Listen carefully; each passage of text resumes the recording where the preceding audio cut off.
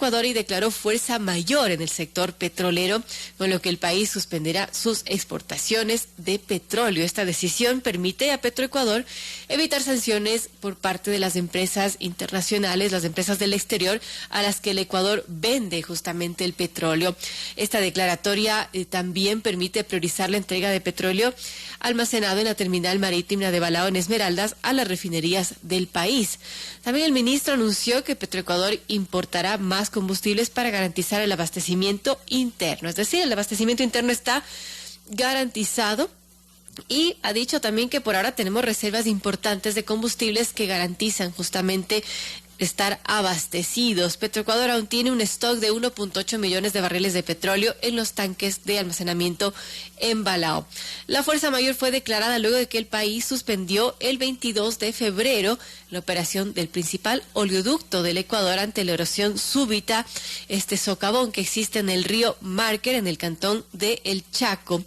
Las estructuras petroleras en riesgo por esta erosión y derrumbe son el oleoducto Sote, que tiene capacidad para transportar 360,000 barriles diarios y de propiedad de Petroecuador. Está también el poliducto Xuxufín de Quito, que es también de Petroecuador y que transporta 5.151 barriles diarios de combustibles. También está el oleoducto de crudos pesados del OCP, que es de propiedad de la empresa privada del mismo nombre y que transporta 151,000 barriles diarios de crudo. Y bueno, el Sote, que transporta el petróleo desde los campos petroleros de la Amazonía hasta la terminal marítima de Balao en Esmeraldas, es un recorrido de 497 kilómetros, mientras que el OCP transporta crudo desde la Amazonía hasta la terminal de OCP en Esmeraldas. Producto de esta erosión, como mencionaba, esta erosión regresiva que desmorona los márgenes del río Márquer, parte de la tubería del Sote y del poliducto se dobló hasta casi romperse el 23 de febrero. Bueno, es complejo esta situación, se está construyendo, entiendo, unas variantes y mientras tanto, pues se ha declarado esta situación de emergencia, esta suspensión de exportaciones y bueno, vamos a hablar acerca de cómo complica al Ecuador esta situación. Gracias a Héctor Pazimiño, él es experto petrolero, vamos a conversar con él sobre este tema y estamos con Héctor. Gracias por estar con nosotros, bienvenido Héctor. Y bueno, ¿qué nos puede comentar respecto a esta situación que está viviendo el país, que ha suspendido sus exportaciones de petróleo y justamente se ha decidido esto, declarar la fuerza mayor en el sector petrolero para evitar sobre todo las sanciones internacionales? Pero en realidad, ¿cómo afecta esta situación que se está viviendo con la erosión que se vive en el Chaco? Bienvenido Héctor y gracias y bueno, escuchamos sus comentarios. Buenos días, muchas gracias. Bueno, esta es una situación que se viene repitiendo desde hace al menos 3 años.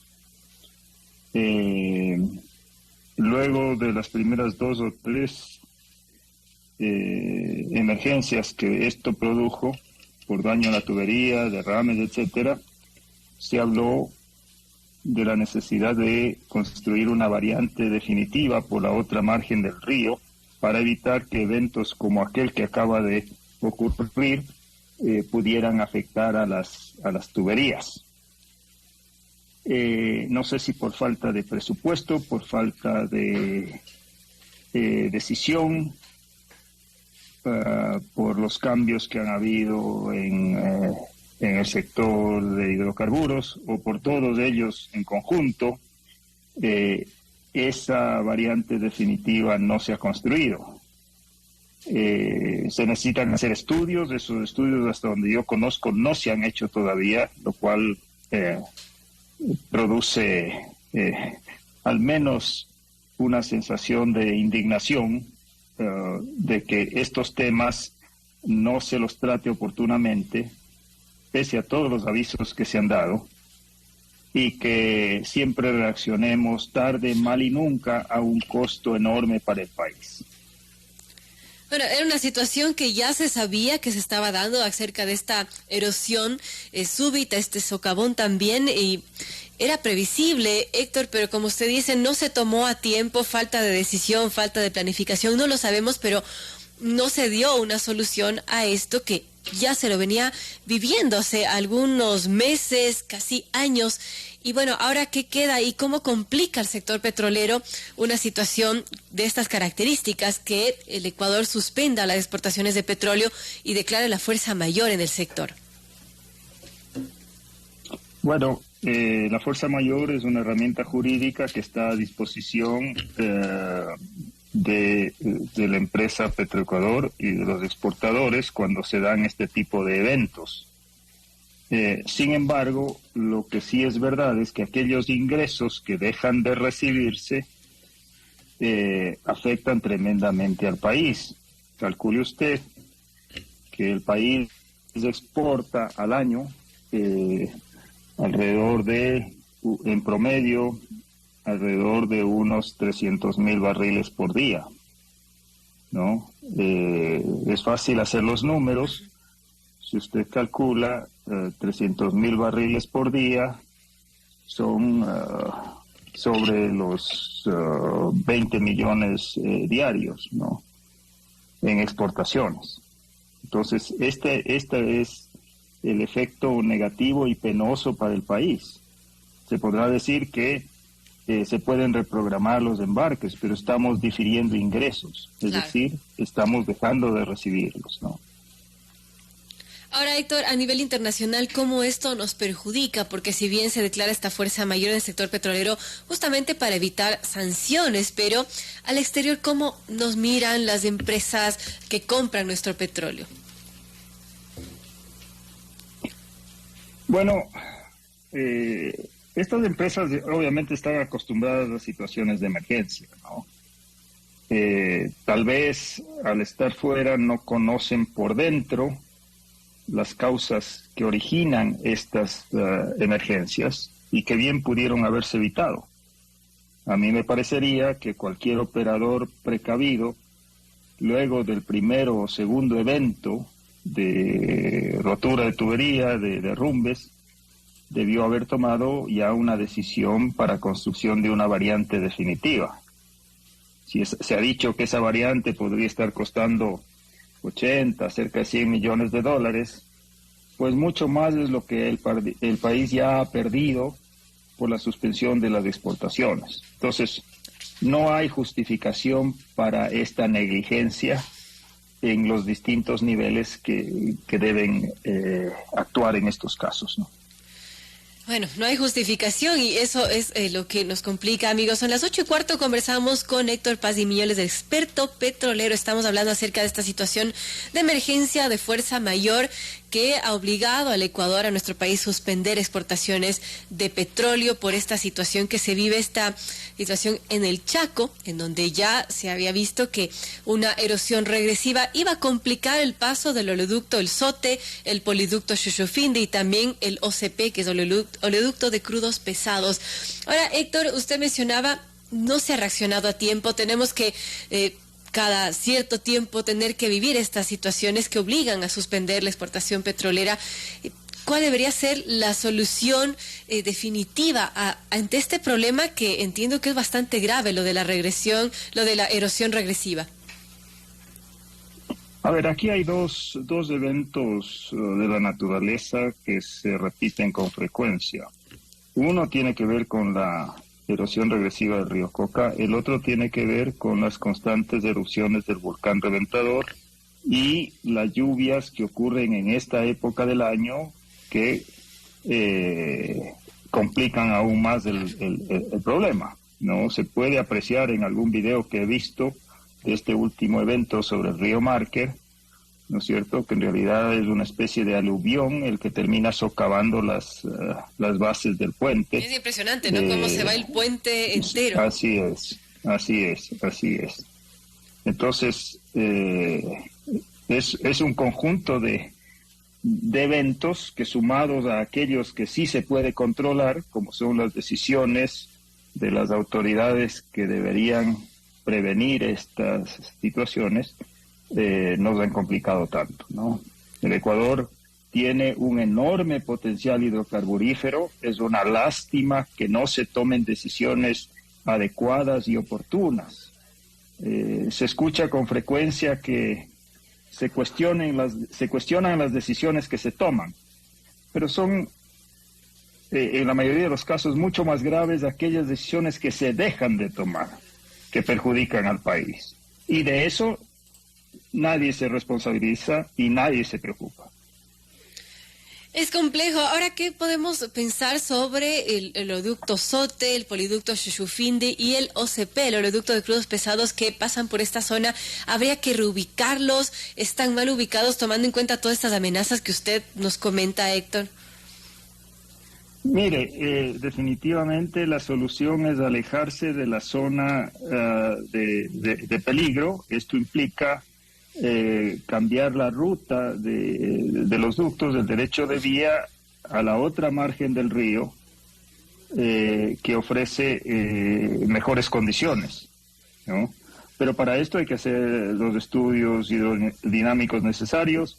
Se debería evaluar, por ejemplo, la posibilidad de eliminar una de las estaciones de bombeo que existe en la zona. Me parece que es la estación de Baeza. Pero eso hay que analizarlo técnicamente. Se necesita hacer los estudios hidráulicos, como le digo. O sea, no es un tema tan sencillo. ¿Cuánto tiempo podría tomar hacer esos estudios? Y también hay que tomar en cuenta otra cosa. Por allí también está el embalse compensador de la central hidroeléctrica Coca-Codo Sinclair y está muy cerca a la captación central de la hidroeléctrica Coca-Codo Sinclair. ¿Esto complejiza aún más la situación que se está viviendo? Por supuesto, ese ya es otro tema que tiene que ver con la central de generación Coca-Codo Sinclair. Vea usted, llevamos en este análisis o en los estudios ya cosa de al menos 2 años y no se ha emitido todavía una solución definitiva que esté en ejecución. Para el caso de la variante de los ductos, yo diría que es un tema bastante más sencillo, que debería tomar mucho menos tiempo. Un estudio como el que yo he mencionado debería completarse en unos 2-3 meses a lo sumo. Y entonces ya se tendrían las bases para hacer las obras de ingeniería y construcción. Bueno, un tema que ojalá se tome en cuenta y que evite esta situación que se está viviendo ahora con la suspensión del petróleo, de las exportaciones. Bueno, Héctor, ¿qué nos podía comentar adicionalmente de esta situación y evitar a futuro que se complique aquello, ya que no se han tomado las medidas adecuadas, las previsiones adecuadas, y qué lecciones también nos deja esta situación actual que ha complicado pues las exportaciones tras el colapso de este puente sobre el río Márquez? Bueno, hay una serie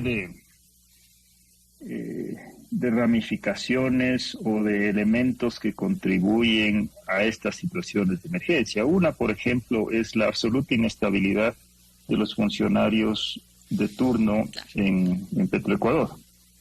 ¿No es cierto? Me parece que hoy le escuché al ministro decir que han habido en año y medio más de 6 gerentes. Y al momento está una persona encargada. Así es. No, ni siquiera es una selección definitiva.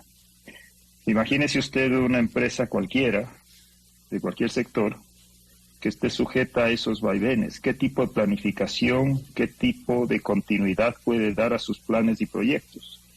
No se diga, hablando de la empresa estatal, que maneja el principal ingreso de los ecuatorianos. Y digo el principal porque más allá de los ingresos fiscales, de impuesto a la renta y demás, el potencial que tiene el Ecuador para producir ingresos del sector hidrocarburífero, del sector energético, del sector minero, es enorme, y sorprende que nadie se preocupe de tomar las acciones que se requieran para monetizarlo. Claro.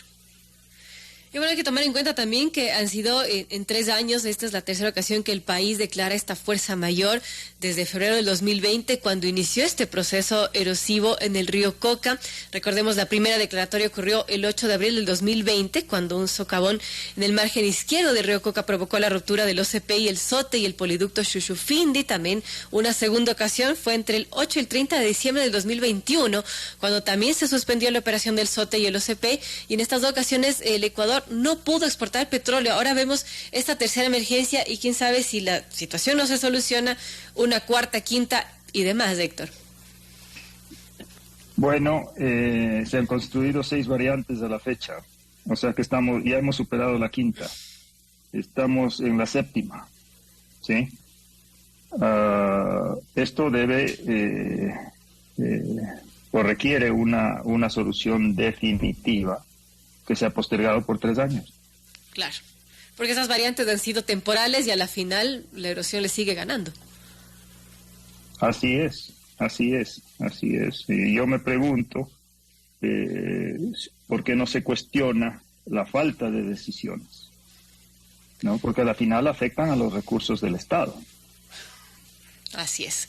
Bueno, importante reflexión para concluir esta entrevista. Gracias a Héctor Pazimiño, experto petrolero, por ayudarnos a entender un poco más la situación petrolera del país ahora que se ha declarado esta fuerza mayor y que el Ecuador por tercera ocasión pues suspende la exportación petrolera. Y por cierto, por cada día de suspensión de operaciones petroleras, ya lo dijo Héctor, Ecuador deja de exportar 300.000 barriles de petróleo. Nada menor.